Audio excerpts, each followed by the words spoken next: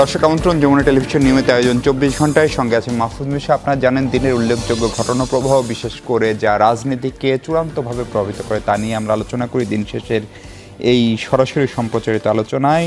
আজ আপনারা জানেন যে প্রধানমন্ত্রী তারেক রহমানের চীন সফর নিয়ে ঢাকার চীনা দূতাবাস একটু আনুষ্ঠানিক সংবাদ সম্মেলন করেছে। সেখানে তারা বাংলাদেশের সঙ্গে সম্পর্ক নতুন উচ্চতায় 2+2 বৈঠক কেন গুরুত্বপূর্ণ, মিয়ানমারের ভিতর যে করিডোর সেই করিডোর নিয়ে চীন যে কতখানি সিরিয়াস এবং সেখানে চাইলে অন্য কোনো দেশ ভারতকে মেন করে বলছেন তারাও পরবর্তীতে যুক্ত হতে পারে। এইসবের পাশাপাশি যেটি বলেছেন, বাংলাদেশে যদি বিদেশি হস্তক্ষেপ হয় তাহলে সেটি চীন প্রতিহত করবে। আবার জুলাই শুরু হয়েছে, জুলাইয়ের আজ দ্বিতীয় দিন। জুলাই নিয়ে সামাজিক যোগাযোগ মাধ্যম ঘিরে নানান পোস্ট, নানান আলোচনা এবং সেই সব আলোচনার একটা অংশ জুড়ে এমন শব্দের ব্যবহার পক্ষে অথবা বিপক্ষে দুপক্ষে হচ্ছে এবং এখন তো বিপ্লবের সময় না, তারপরেও কেন সেটি হচ্ছে সেটি নিয়েও এক ধরনের বিভক্তি। সেই সাথে সরকার যে মানবাধিকার কমিশন করতে যাচ্ছে সেটি ঠিক আগের মতোই, অর্থাৎ মানবাধিকার কমিশন থাকবে কিন্তু সেটা সরকারের নির্বাহী বিভাগের নিয়ন্ত্রণে। সেটি নিয়ে আনুষ্ঠানিকভাবে সংবাদ সম্মেলন করে উদ্বেগ জানিয়েছে টিআইবি। মূলত এই বিষয়গুলো নিয়ে কথা বলবো আমি। কথা বলার জন্য আমার সঙ্গে আছেন সিনিয়র সাংবাদিক আমাদের পরিচিত মুখ আশরাফ কায়সার। আশরাফ ভাই অনেক ধন্যবাদ এবং স্বাগত আমাদের সঙ্গে যুক্ত হওয়ার জন্য। আমাদের সঙ্গে আছেন রাজনীতিক এবং আমার বাংলাদেশ পার্টির প্রধান অর্থাৎ দলটির চেয়ারম্যান জনাব মুজিবুর রহমান মঞ্জু। মঞ্জু ভাই আপনাকেও স্বাগত, অনেকদিন পর আপনার সঙ্গেও দেখা। মঞ্জু ভাই, আপনাকে দিয়ে আলোচনা শুরু করতে চাই। প্রধানমন্ত্রীর চীন সফর, মালয়েশিয়া হয়ে চীন সফর, কেন প্রথম চীন সফর বা মালয়েশিয়া হয়ে, এসব আলোচনা আমরা অনেক করেছি। আজকে চীনা দূতাবাস যে ব্রিফিংটি করলো সেইখানে এই শব্দগুলো এসছে, অনেকগুলো গণমাধ্যমের খবর যে বিদেশি হস্তক্ষেপ হলে সেটি প্রতিহত করবে চীন। দুটো প্রশ্ন এখান থেকে আসে, তার মানে আমাদের এখানে কোনো বিদেশি হস্তক্ষেপের আশঙ্কা আমরা করছি কিনা বা আছে কিনা, নাকি সব সময়ই ছিল এক ধরনের হস্তক্ষেপ যেটি আমরা প্রতিহত করতে পারিনি? যদি থেকে থাকে তাহলে এতদিন চীন কেন প্রতিহত করেনি, এখন নতুন করে কেন করবে? অথবা ধরেন চীন মার্কিন যুক্তরাষ্ট্র, চীন ভারত অথবা যুক্তরাষ্ট্র রাশিয়া, এই যে তিনটা বড় গ্রুপ, তার ভিতরে আমরা কোনো একটা পক্ষে নাম লিখিয়ে ফেললাম কিনা বা ফেললে সেটি বুদ্ধিমানের কাজ হচ্ছে কিনা? ধন্যবাদ মিশু আপনাকে। আমি আজকে প্রথম যখন হেডিংটা দেখলাম, টাইটেলটা দেখলাম, আমার একটু সন্দেহ হলো যে এরকম কথা হঠাৎ করে এত অ্যাগ্রেসিভ কথা কিভাবে হতে পারে। আর চাইনিজ অ্যাম্বাসেডার যে ভদ্রলোক, ওনার সাথে তো আমাদের বেশ কয়েকবার দেখা হয়েছে, উনি ডিনারেও দাওয়াত দিয়েছেন। ওনাকে তো আমার অত বেশি, উনি খুব স্বল্পভাষী মানুষ, ওরকম স্বল্পভাষী মানুষ, মানে আমার কাছে মনে হয় না যে উনি এত এই ধরনের পলিটিক্যাল ইস্যুতে এইভাবে কথা বলতে পারেন।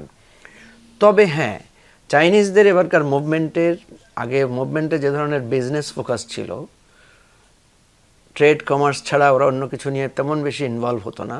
মানে এই গণ অভ্যুত্থানের পর থেকে আমরা কিন্তু দেখেছি তাদের মধ্যে এক ধরনের পলিটিক্যাল ইন্টিগ্রেশন, কমিউনিকেশন, কোঅর্ডিনেশন নানাভাবে তাদের মধ্যে আমরা তৈরি হতে দেখেছি। আপনি দেখেছেন যে বিভিন্ন পলিটিক্যাল পার্টির অফিসে তারা গিয়েছেন, পলিটিক্যাল পার্টির একটা সোশ্যাল প্রোগ্রামে তারা অংশগ্রহণ করেছেন এক ধরনের।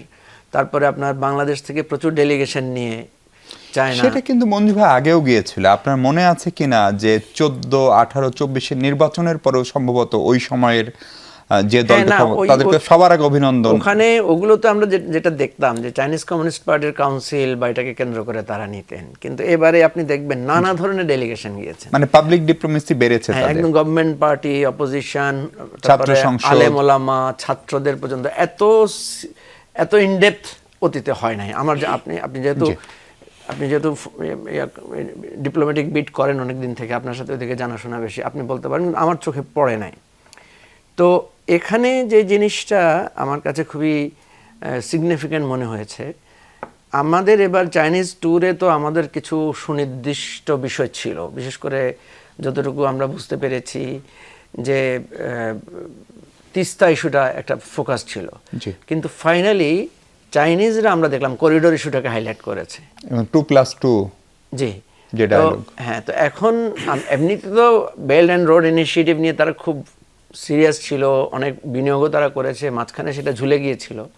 তো মূল কথা আপনি যেটা বলছেন যে আজকে পরে আমি অবশ্য ভিতরে পড়ে দেখলাম যে অত কঠিন কথা ওখানে নাই এবং কিছুটা কন্ট্রাডিক্টরি কথাও আছে। বলেছে চায়নাও এ ধরনের বিদেশি হস্তক্ষেপের সম্মুখীন হয়েছিল, আবার বলেছে যে চায়না এগুলো বিশ্বাস করে না কোনো রাষ্ট্র আরেক রাষ্ট্রের আভ্যন্তরীণ বিষয়ে হস্তক্ষেপ করবে।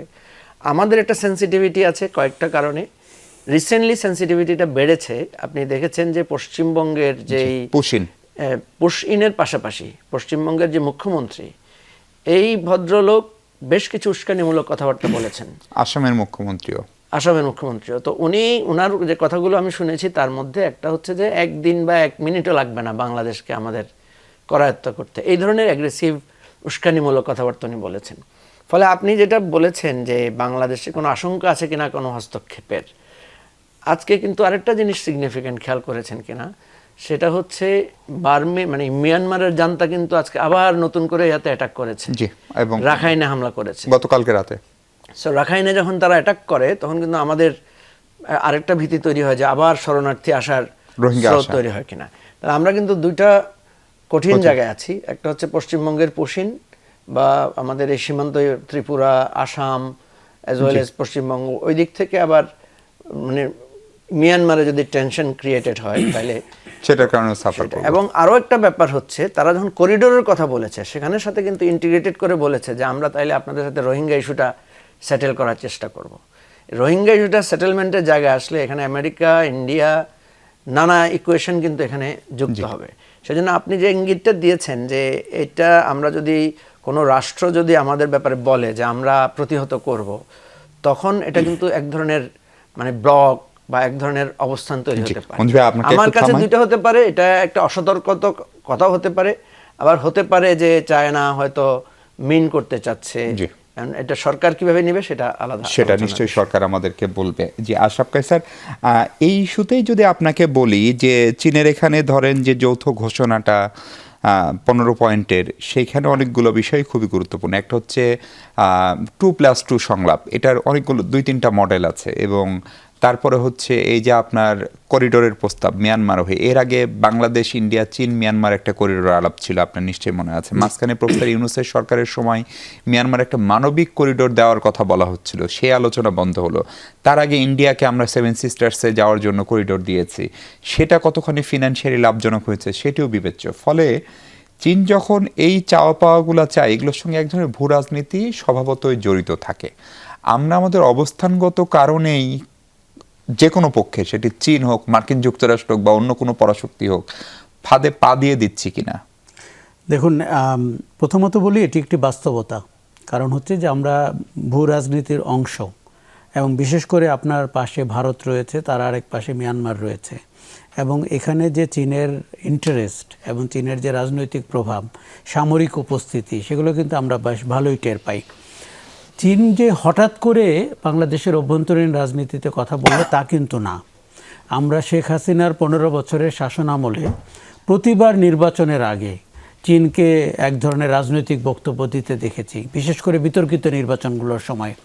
এবং আপনি খেয়াল করেছেন সেই নির্বাচনগুলো হয়ে যাওয়ার পরে সবচেয়ে আগে গিয়ে অভিনন্দন জানানো এবং নতুন সরকারের সাথে কাজ করব, এগুলো কথা কিন্তু চীন তখন বলেছেন, যেটি হ্যাঁ, যেগুলো আগে আমরা কখনো চীনের কাছ থেকে পেতাম না।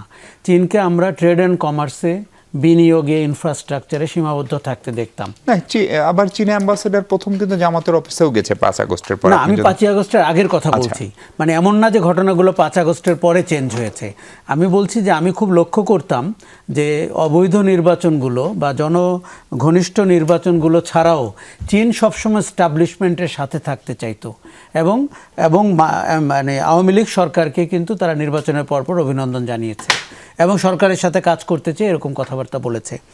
এখন আপনি আজকে যে কথাটি বলেছেন, এটি চীন কখনো এইভাবে বলেনি যে বাংলাদেশ আক্রান্ত হলে তারা প্রতিহত করবেন। এখন আমার ধারণা এটা মুখ ফসকে বের হয়নি, এটি এক ধরনের কৌশলগত একটি অবস্থান চীন বাংলাদেশের পাশে এসে প্রকাশ করতে চেয়েছে। কেননা আপনি যদি করিডোরের জায়গাটি দেখেন, চীন, মিয়ানমার, বাংলাদেশ, যদিও তারা মুখে বলেছে ভারতকে তারা অন্তর্ভুক্ত করতে চায় প্রয়োজনে যদি হয়, তার সঙ্গে বাংলাদেশের যে তিস্তা ডেভেলপমেন্ট, সেটিও কিন্তু চীন খুব ভালো মতো আপনি জানেন যে একসময় ভারতের সাথে কথা হচ্ছিল, সেটি হয়তো সরকার চীনের সাথে করার চিন্তা করছে।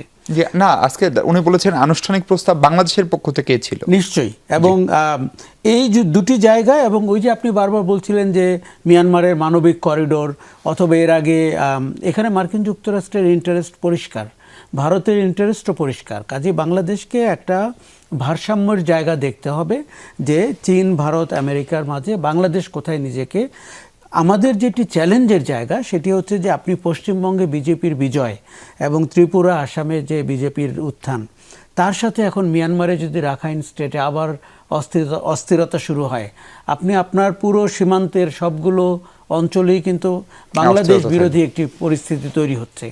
সেই ক্ষেত্রে সরকার তার রাজনৈতিক কৌশল কী হবে, তার প্রায়োরিটি কী হবে, এবং কোন দেশের সাথে মিলে এই পরিস্থিতিকে সরকার সামাল দেবে, এটি কিন্তু একটা দেখার বিষয় রয়েছে।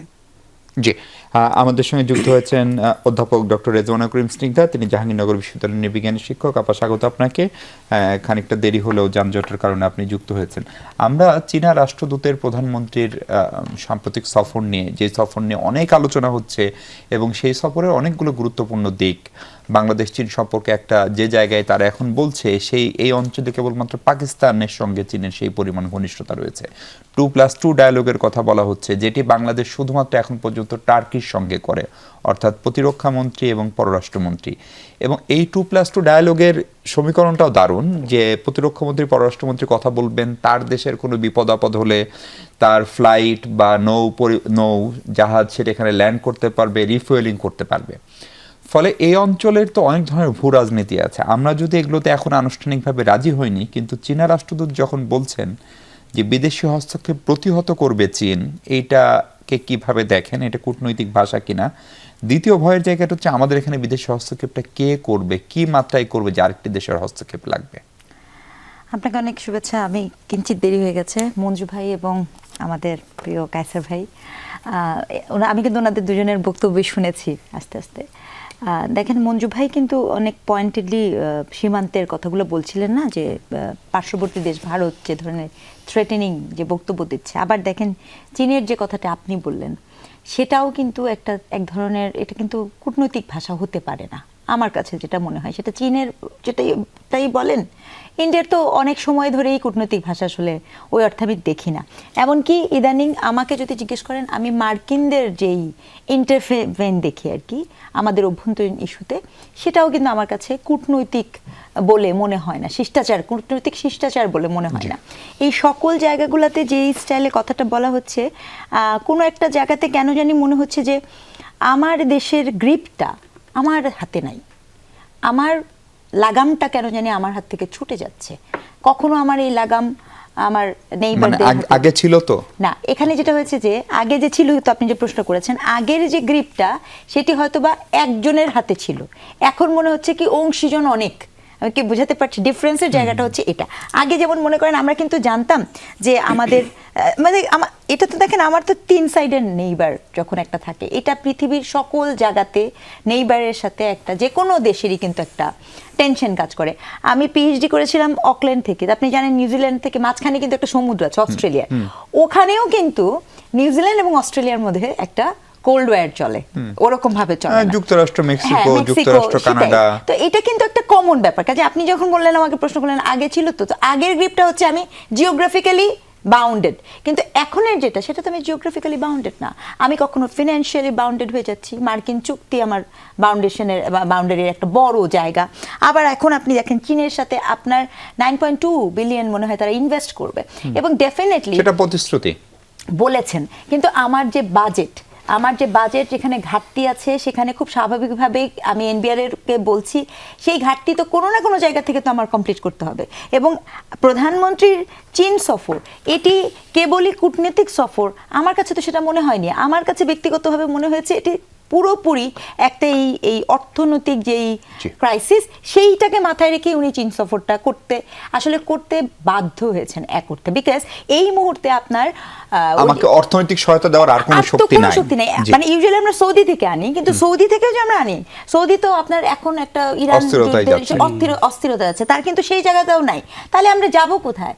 আমাদের দিবে কে? IMF বিশ্বব্যাংকের কাছে গেলে ভর্তুকি এবং শুধু নানান ভর্তুকি না, সে আরো কিছু শর্ত দিবে, আপনার এই ব্যবস্থা চেঞ্জ করেন, ওই ব্যবস্থা চেঞ্জ করেন। আমরা তখন বাংলাদেশ ব্যাংকের সংস্কার হ্যাঁ, সেটা করেন। থাকবে। এখন আপনি যদি এখনো আমি মনে করি না, মাত্র এই গভর্নমেন্টই তো মাত্র 3 মাস 4 মাস হয়েছে, তার তো আর ওই ওই ওই অবস্থানটাও এখনো তৈরি হয় নাই যে সে বলবে নিলাম না, বানিয়ে দিলাম একটা পদ্মা সেতু। ঠিক আছে, সেটা যেভাবেই করি না কেন, কারণ ওটা করার জন্য বিএনপি যে দলটি ক্ষমতায় আছে এবং একক সংখ্যাগরিষ্ঠ নিয়ে যে গিয়েছে, সেই দলটি দেখেন যত যাই বলেন সে দীর্ঘদিন এই স্ট্রাকচারের সাথে তো সে যুক্ত ছিল না, রাইট?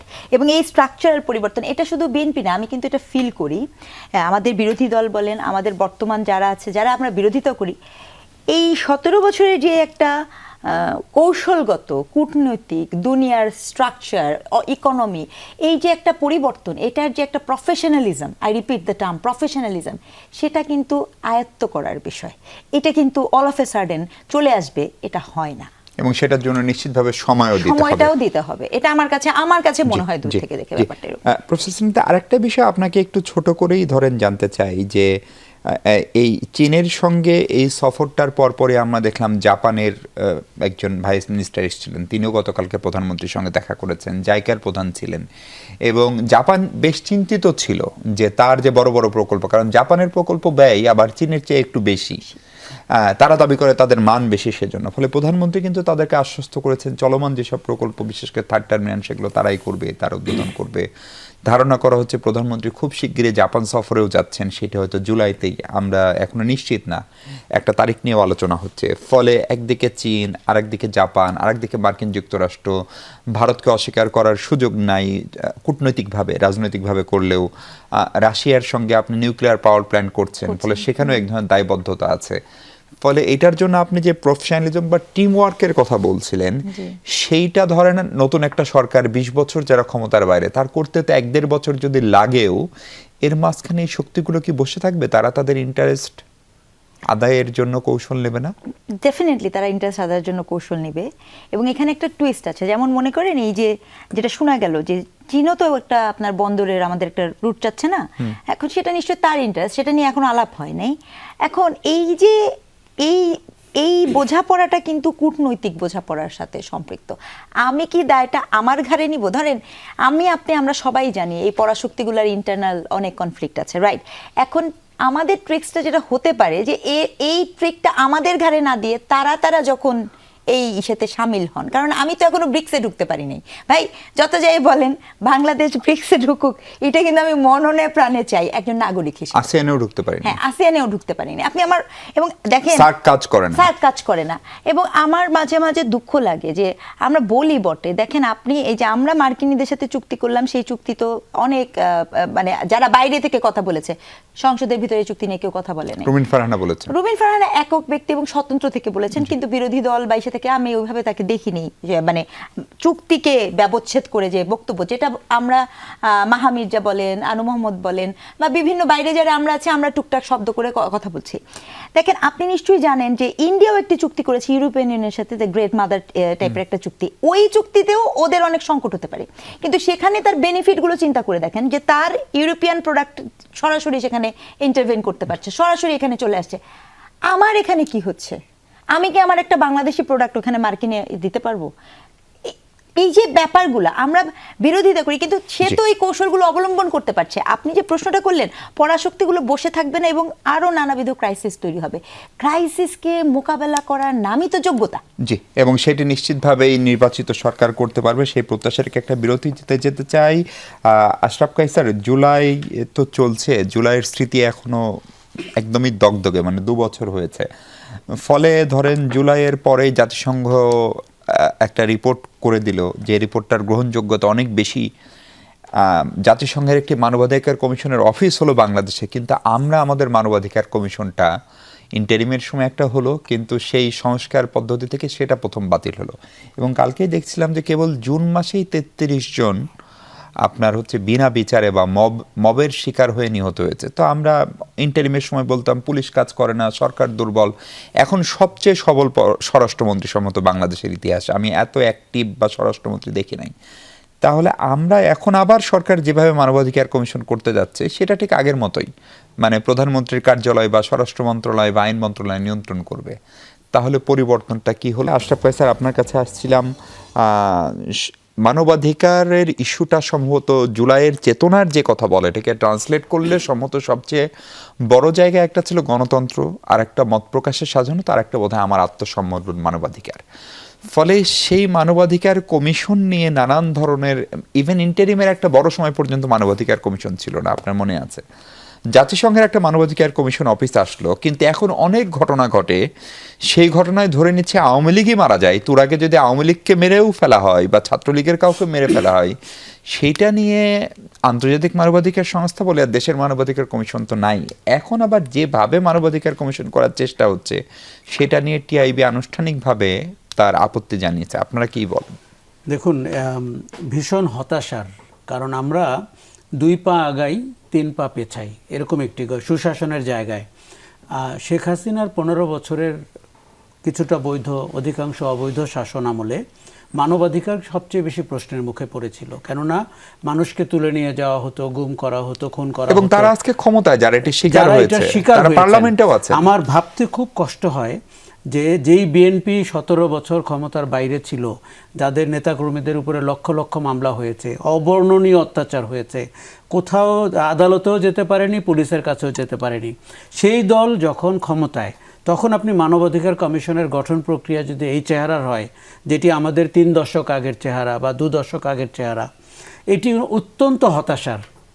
এবং আমার মনে হয় দলটি ঠিক এই বিরোধী দলে বা দৌড়ের উপরে থেকে তেমন কিছু শেখেনি, সুশাসনের জায়গাগুলো কিভাবে নিশ্চিত করতে হয়।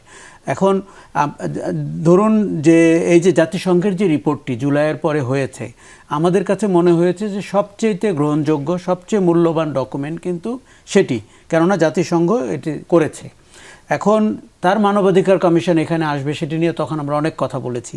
কিন্তু বাংলাদেশের মানবাধিকার কমিশন যেভাবে গঠিত হচ্ছিল বা যেই কমিশনটি সর্বশেষ ছিল এবং তাদের কর্মকাণ্ড, আপনি যদি গুম কমিশনকে দেখেন, প্রফেসর ইউনূসের অন্তর্বর্তী সরকারের সময় সবচেয়ে সফল কমিশন আমার ধারণা গুম কমিশন। কারণ আমরা দেখতে পেয়েছি যে এই জিয়াউল আহসানরা, বেনজির, হারুন কিংবা মনিরুল টাইপের লোকগুলো কি করে বাংলাদেশ রাষ্ট্রকে আপনার নাগরিক অধিকার থেকে দূরে সরিয়ে নিতে পেরেছিল এবং কতটা অবর্ণনীয় অত্যাচারের ভেতর দিয়ে বিরোধী মতকে দমন করতে চেয়েছিল। আপনি যেটি বললেন যে মত প্রকাশের স্বাধীনতা, গণতন্ত্রের অধিকার এবং মানবাধিকার, সেই কমিশনটাকে আপনি যখন বিলুপ্ত করে ফেলেন এবং বলেন যে এটি অন্তর্ভুক্ত হবে মানবাধিকার কমিশনে, এবং যখন মানবাধিকার কমিশন বলা হয় কোন মন্ত্রণালয়ের আওতায় থাকবে, প্রধানমন্ত্রীর দপ্তরের আওতায় থাকবে কিনা, এগুলো অত্যন্ত হতাশার, হাস্যকর, এবং এগুলো ঠিক 26 সালে আলাপ করতে হচ্ছে মনে হচ্ছে না। কেননা দেখুন, এটি যদি কোনো প্রধানমন্ত্রী দপ্তরের আওতায় থাকে বা সরকারের আওতায় থাকে, এটি তো কোনো মানবাধিকার কমিশন হবে না। এটি যত ইন্ডিপেন্ডেন্ট হবে আপনার এবং তার নিয়োগ প্রক্রিয়া আপনি যত স্বচ্ছ এবং জবাবদিহিমূলক করবেন, তার কাজের পরিধি আপনি যত ইন্ডিপেন্ডেন্ট রাখবেন, আমাদের কিছুটা হলেও সুশাসনের শুরু সেখান থেকে হতে পারে। কাজে এই জায়গাটিতে আমার ধারণা যে সরকারকে অতি দ্রুত, আমি গতকালকের আলোচনা জানি, আজকেও দেখেছি, কিন্তু এটি করে কিন্তু তেমন কোনো লাভ হবে না। টিআইবি যে হতাশা প্রকাশ করেছে, আমার ধারণা যে কোনো নাগরিকেরই করা উচিত, যে কোনো রাজনৈতিক দলের করা উচিত, প্রত্যেকটি এবং নিজেদের স্বার্থে বিএনপির মতো দল যারা 17 বছর অবর্ণনীয় অত্যাচার ভোগ করেছে, তারা এই মানবাধিকার কমিশনের রূপরেখা ভাবে কি করে। দেখুন, আমাদের একটা দুঃখ হচ্ছে মিশু, ক্ষমতায় গেলে আমাদের কিছু ভূত চেপে বসে। সেই ভূতগুলো কি, যত ক্ষমতা আছে আমার আওতায় নিয়ে আসতে হবে, যেটি আমরা 15 বছর শিখেছিলাম যে শেখ হাসিনা কেন ফ্যাসিবাদী হয়ে উঠলেন, কেন স্বৈরাচারী ছিলেন, কেন উনি মানবতা বিরোধী অপরাধে আজকে পালিয়ে বেড়াচ্ছেন। কারণটা হচ্ছে ক্ষমতাকে পুঞ্জীভূত করে ফেলেছিলেন, ক্ষমতা গণভবনে চলে গেছিল, সেটা সাংবাদিকের জন্য, সেটা ব্যবসায়ীর জন্য, সেটা রাজনীতিবিদের জন্য।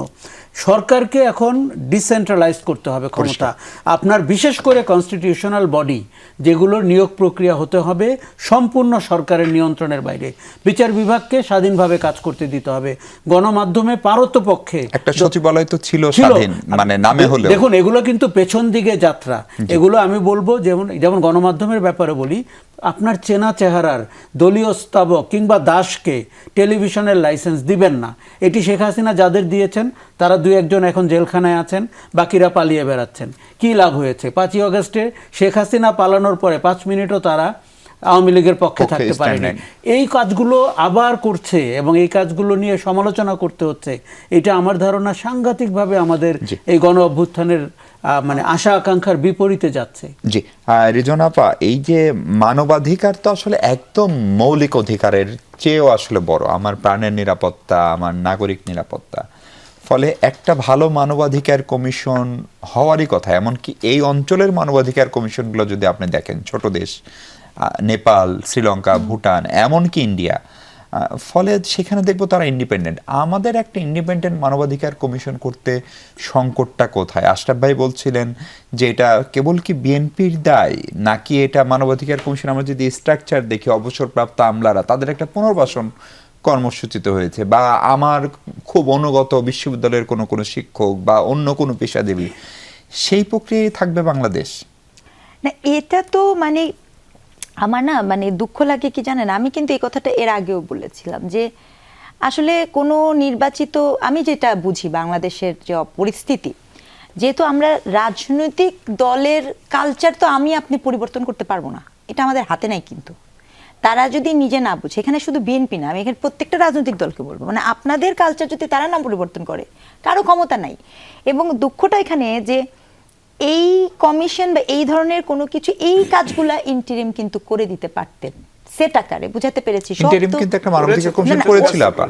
ওইটা না, নূর কমিশন খান করেছিল আমি রাসা। জানি, নূর জি। খান ছিল, ইলেরা দেয়ান ছিল, সেটা আমি জি। জানি। কিন্তু আমি যেটা বলেছি, ধরেন একটা ল, যে এই প্রক্রিয়াতে এই যোগ্যতা যদি থাকে, এই ক্রাইটেরিয়া যদি আপনি ফুলফিল করেন, দেন আপনি এটার একটি হতে পারেন। এই যে একটা পলিসিগত যে জায়গাটা, এটা যদি করে দিয়ে যেতে পারতো, ওনারাও এসে ওইটুকু করেছেন। আমি ওইটুকু তো চাচ্ছি না, কারণ আমার দেশের সংকট কি দেখেন, আমি সেটা চাইলে বাতিল করে দিতে পারতো না নির্বাচিত সরকার? নির্বাচিত করেছে, এটাই যেটা এটাই করেছে বলেছি। ওটাই তো বাতিল না, করে দিল। করেছে না, তো, মানবাধিকার কমিশন তো ছিল। একটু বলি, সেটা বাতিল করেছে। কমিশনকে বাতিল করেছে, আমি বলছি পলিসি লেভেলের কথা, না, আমি বলছি আইনও তো করেছে, আইনটার কথার কথা আইনও বলছি। করেছে, একটা অধ্যাদেশ তো ছিল, সে অধ্যাদেশটা তো- অধ্যাদেশ বাতিল করেছে, হ্যাঁ, এটা জি, কি দাবি? অধ্যাদেশ বাতিল করেছে। অধ্যাদেশটি অধ্যাদেশ- সংসদে করেছে। অধ্যাদেশটা আইনে পরিণত করে নাই, মানে তো এটা বাতিল। আচ্ছা, ওটা মানে এই এবং আলাপটা কথা উঠে দিয়েছে নাই ওটা আর কি। যেতে বেটার করবে, Better কিন্তু করবে। যেটা এবং করে নাই। এখন যে আলোচনা হচ্ছে সেটা কি আদৌ কোনো বেটার? না, আলোচনা না, আমি এখানে যেটা বলতে চাই সেটা হচ্ছে কি, আমার আমার দুঃখটার জায়গাটা হচ্ছে যে দেখেন, আমরা মানে কিছু interim কিছু একটা জায়গায় টেকসই ব্যবস্থাপনা- টেকসই ব্যবস্থাপনার যে সুযোগটা, এইগুলা না বিশ্বাস করেন কোনো রাজনৈতিক গভর্নমেন্ট করবে না। ইন্টারিমের মতো গভর্নমেন্ট যারা থাকে তাদের পক্ষেই এই ইনস্টিটিউশনাল রিফরমেশনটা করা সম্ভব। একটা ছোট কথা বলি, দেখেন এই যে দেশটা, আপনি আজকে জাপানের কথা বলেন, জাপানের কোনো খনিজ সম্পদ নাই। সিঙ্গাপুর আমার কিচ্ছু দেশ নাই। থেকে ছোট, সিঙ্গাপুর ল্যান্ড ওয়াইজ ছোট, সে কোনো কৃষি জমি নাই তার চাষ করার জন্য, ঠিক তার আছে, কোনো পাওয়ার প্ল্যান্ট নাই Power নিজস্ব। plant নাই তার, সেগুলো কিছু নাই। এই দেশগুলো আজকে আমাদের মানে আমরা কোথায় আছি আর তারা করে, কারণ কি এই দেশগুলোর ইনস্টিটিউশনাল একটা ভর আছে। তাহলে এই ইনস্টিটিউশনাল দুর্বলতাগুলা, আমার দুঃখটা ওখানে লাগছে যে এইখানে আমরা কেন এত ঐক্যমত করলে, এই যে মঞ্জু ভাইরা গেছে ঐক্যমতে বসছেন, প্রতিদিন গেছেন, এই জায়গাতে কেন ঐক্যমতে আসা গেল না, যে যেমন করে যে এই যে এটা তার হাত দেওয়া যাবে না, এইটা আমার একটা প্রশ্ন। মানে এই ঐক্যমতটুকু কেন প্রকাশ করা যায়? কারণ মানবাধিকার ব্যাপারটা কিন্তু এটা না। আজকে যদি বিএনপি এটা না করে, বা বিএনপি যদি এটা নিয়ে গড়িমসি করে, শুধু বিএনপি না, অতীতে আওয়ামী লীগও করেছে, কালকে বিএনপি যে এরকম আরেকটা কমিশনের দরকার তার পড়বে না, এটা কি বিএনপি নিশ্চিত? এই বোধটুকু কেন আমাদের পলিটিক্যাল পার্টিগুলোতে আসে না, এটা কিন্তু আমি বুঝতে পারি না। মঞ্জু ভাই, প্রফেসর রেজওয়ানার দুটো অভিযোগ, একটা হচ্ছে যে এইটা ইন্টারিম কেন করে গেল না, দ্বিতীয়ত হচ্ছে আপনারা যে দিনের পর দিন নাকি মাসের পর মাস বলা ভালো হয়, মাসের পর মাস, 8 মাস। প্রফেসর আলী রিয়াজের নেতৃত্বে সেখানে গেলেন, সব পুরুষরা যে হ্যাঁ, হ্যাঁ, সকল অধিকাংশ পুরুষরা। সকল পুরুষরা ভালো 8 মাস। ভালো ভালো ভালো যেহেতু খাওয়া দাওয়া, পুরুষদের মাথায় বুদ্ধি বেশি, ভালো আমাদের ভালো বুদ্ধি খাওয়া কম। দাওয়া করলেন, দেখতে সেইখানে অদ্ভুত লাগছিল। মানবাধিকারের মতো মৌলিক বিষয়, জুডিশিয়ারির সেপারেশনের জন্য মৌলিক বিষয়, সেই বিষয়গুলো নিয়ে অনেক আলাপ হয়েছে, বাইরে বের হয়ে অন্তত আপনারা আমাদেরকে বলেছিলেন, সেগুলো কোথায়? আমরা তো এই কথাটা স্ট্রংলি বলেছিলাম। কেন? বিএনপির মূল আর্গুমেন্ট ছিল যে রিফর্ম করবে পার্লামেন্ট, আইন সংবিধান সবকিছু পরিবর্তনের এখতিয়ার পার্লামেন্টের। এই সংস্কার কমিশন বা ঐকমত্য কমিশনের তো কোনো এখতিয়ার নাই, ঠিক আছে? দেখেন কেন আমরা গণভোটে যেতে হলো, কেন আমরা সনদ তৈরি করলাম, কারণ আমাদের অ্যাকসেপ্ট বিএনপি, বাকি সব দল আমরা মনে করছিলাম যে আমরা যে পার্লামেন্ট সামনে আসবে, ক্ষমতায় যে যায় সে সংস্কার করতে চায় না, কারণ সে ক্ষমতায় গেলে সে মনে করে যে আমার নিয়ন্ত্রণ লাগবে, ঠিক আছে, দেখেন একটা উদাহরণ দিই, খুব মানে আমাদের সাথে খুব মিলে যায়। যে আপনি আজকে যে ইস্যুটা নিয়ে আলাপ করছেন যমুনা টিভিতে, এই ইস্যুটা নিয়ে কি বিটিভিতে আলোচনা করা সম্ভব? বিটিভিতে যদি এই ইস্যু নিয়ে এই ক্রিটিক্যাল আলোচনা করতে হয় তাহলে একদম মন্ত্রী পর্যন্ত পারমিশন নিতে হবে। এই জন্যই আমরা বলছি যে মানবাধিকার কমিশন যদি সরকারের নিয়ন্ত্রণের বাইরে না থাকে তাহলে উনি কিভাবে থানাকে, একজন সে ফর এক্সাম্পল ধরেন আমাদের একজনকে নিয়ে থানায় নির্যাতন করলো, ওসিকে তো ওসির বিরুদ্ধে ব্যবস্থা নিতে হবে। ধরেন আশরাফ কায়সারকে ধরে নিয়ে গেলো বা আমাকে ধরে নিয়ে গেলো পুলিশে, বা ডক্টর স্নিগ্ধাকে ধরে নিয়ে গেল, নিশ্চয়ই গভর্নমেন্টাল লেভেলের খুব গুরুত্বপূর্ণ জায়গা ছাড়া তো ধরে নিয়ে থানায় নিয়ে মারবে না, আটকাবে না। তো এই জায়গায় তাহলে যেখানে গভর্নমেন্টের হায়ার লেভেল থেকে মানে অর্ডারে কাজ হবে, সেটাকে সরকারেরই আরেকজন নিয়োজিত লোক কীভাবে তদন্ত করবে? এমন একজন লোক থাক, শুধুমাত্র মানে গভর্নমেন্টের নিয়ন্ত্রণের বাইরে না, এমন কিছু লোককে দিতে হবে যারা কিছুটা অকুতোভয়। অতীতে আমরা এই ধরনের লোক পেয়েছি, আমাদের সমাজে এখনো আছে। আপনি দেখেন, আপনি যে প্রশ্নটা তুলেছেন, আমরা এই কথাগুলোই বলেছিলাম। ডক্টর স্নিগ্ধা যেটা বলেছেন, আমরা তো এটাই বলেছিলাম যে ইন্টারিমকে এটা করতে হবে, এটা কখনো কোনো পলিটিক্যাল গভর্নমেন্ট করবে না। বিশ্বাস করেন, আমি বিশ্বাস করি না ইভেন এনসিপিও যদি ক্ষমতায় যায়, ইভেন আমি নিজের কথা বলি, আমিও যদি ক্ষমতায় যাই, আমারও বিশ্বাস নাই।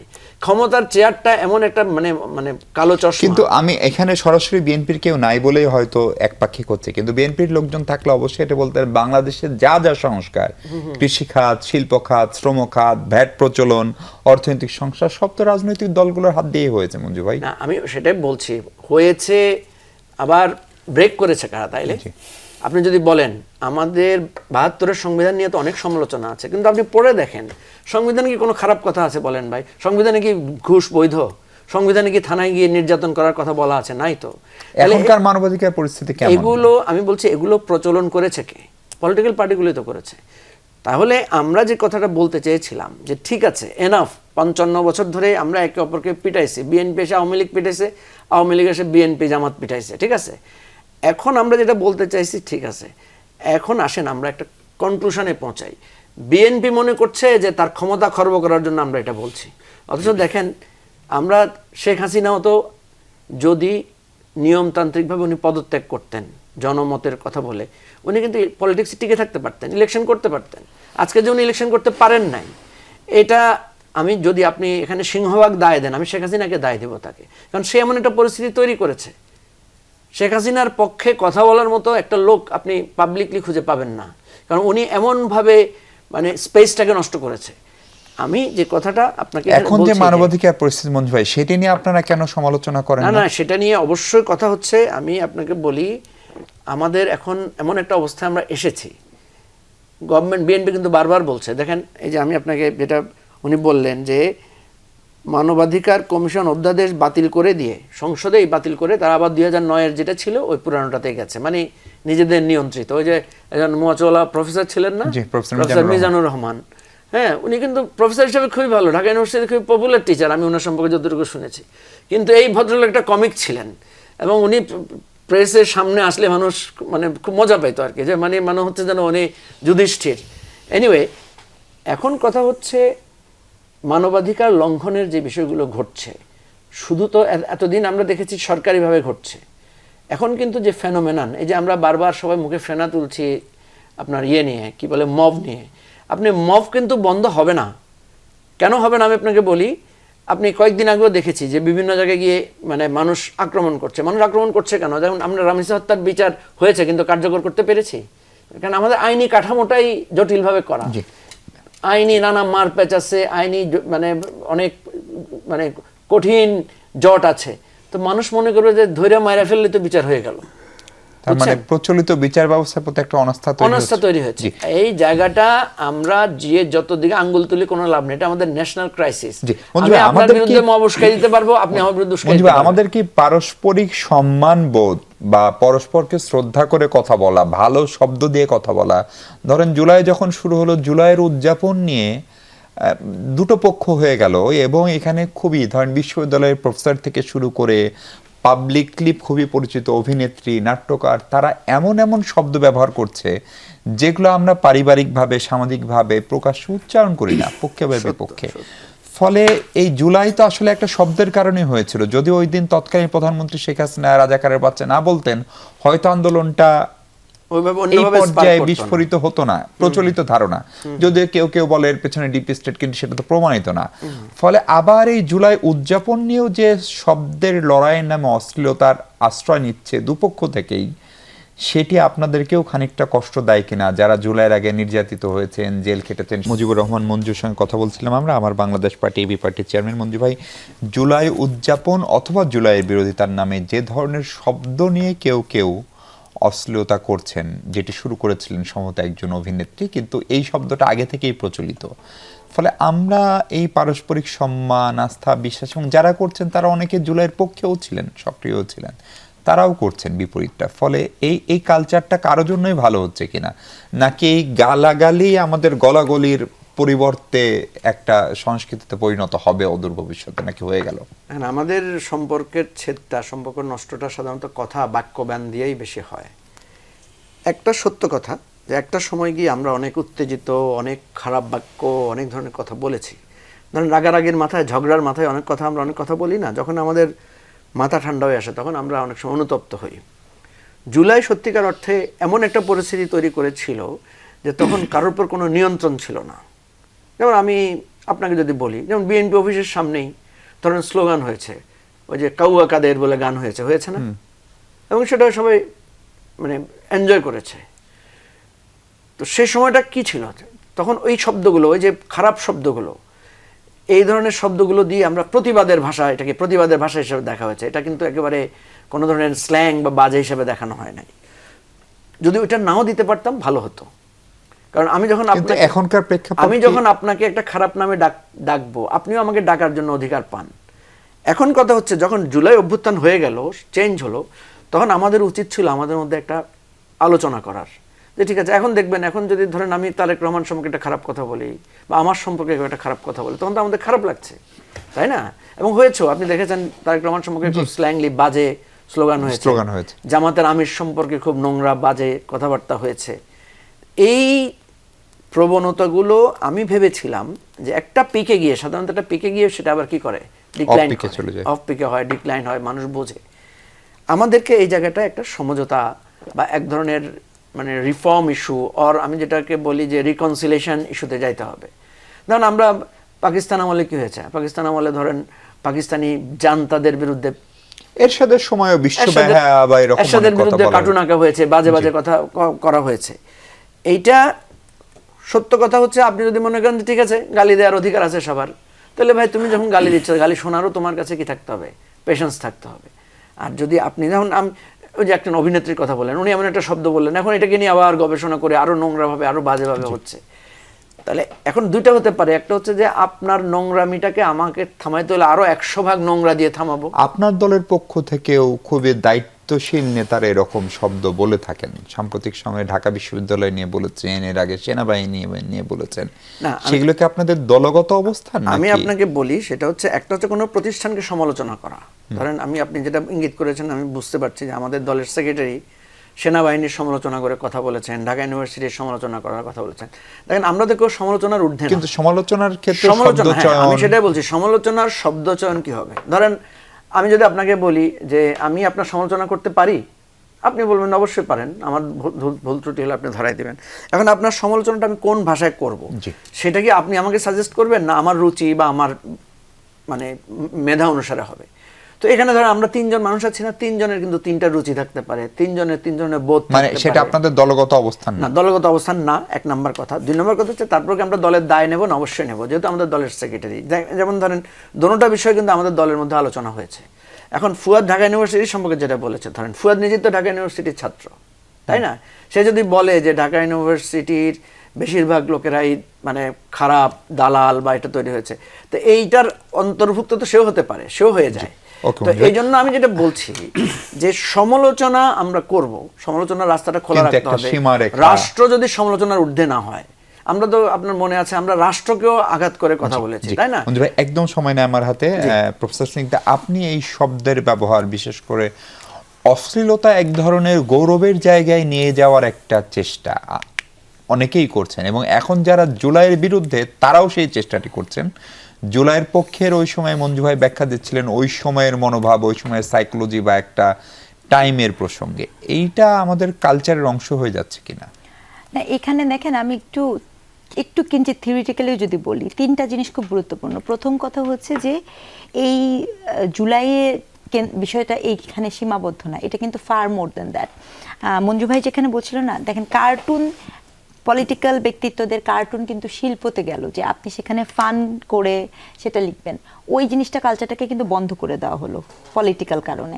এবং তারপরে যেটা হলো যে আপনার যখন বাক স্বাধীনতার বিষয় আছে, যে আপনাকে একটা গালি দিলেই কি আপনি তুলে নিয়ে যাবেন কিনা, এরকম একটা বিষয় চলে আসলো, এবং এটাকে কিন্তু পলিটিক্যালি ওয়েপেনাইজ করা হয়েছে। আমি এটা বলতে চাই, যেই জুলাই শুরু হয়েছিল বাংলা ব্লকেটের মতো এত সুন্দর শব্দ দিয়ে, চিন্তা করে দেখেন, যেই জুলাইয়ে ছিল বুকের ভেতর অনেক ঝড় বুক পেতেছি গুলি কর, কি অসাধারণ শব্দ, বন্ধনী, চিন্তা।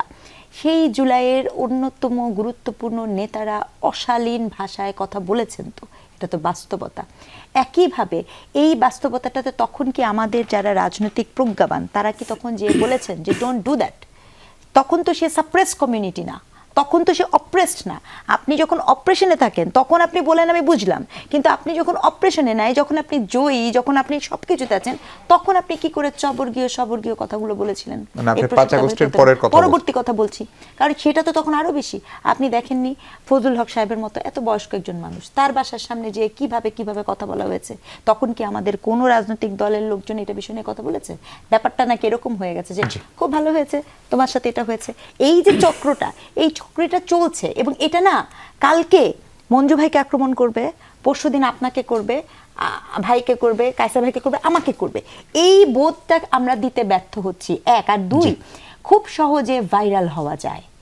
ভাই রে ভাই, নেতা হতে গেলে না, এটা না, আমি না, সরি, উইথ ডিউ রেসপেক্ট, এটা যার কথাই যেটা বলি, ভাই আপনারা একটু নেতা হওয়ার জন্য তোমাকে কাজ করতে হবে, স্বপ্ন বুনতে হবে, আমাকে মানে পরিশ্রম করতে হবে, তৈরি হতে হবে। এটাই কি শেখানো হয়েছে? নাকি বিষয়টা এরকম শেখানো হয়েছে, একটা গালি দিলে পরে তোমাকে সবাই সাথে সাথে দেখবে এবং তুমি সাথে সাথে এবং অনেক ভিউ হবে? জি, আপা একদম সময় নাই। আশরাফ কায়সার, এই ইস্যুতে আপনার বক্তব্য শুনতে চাই। দেখুন, শব্দ চয়ন, শব্দের খেলা। শব্দ চয়নের আগে বলি, পার্লামেন্টের অধিবেশন যদি খেয়াল করেন গত 4 মাস, এর চেয়ে নিম্নমানের আলোচনা, এর চেয়েতে কুরুচিপূর্ণ আলোচনা এবং নারীর পোশাক নিয়ে কথা বলা, কার বাসায় মাইক্রোওয়েভ নাই, এগুলো নিয়ে কথা বলা, তার মানে আমাদের রাজনীতির গুণগত মান কত নিচের দিকে গেছে সেটি বোঝার জন্য বললাম।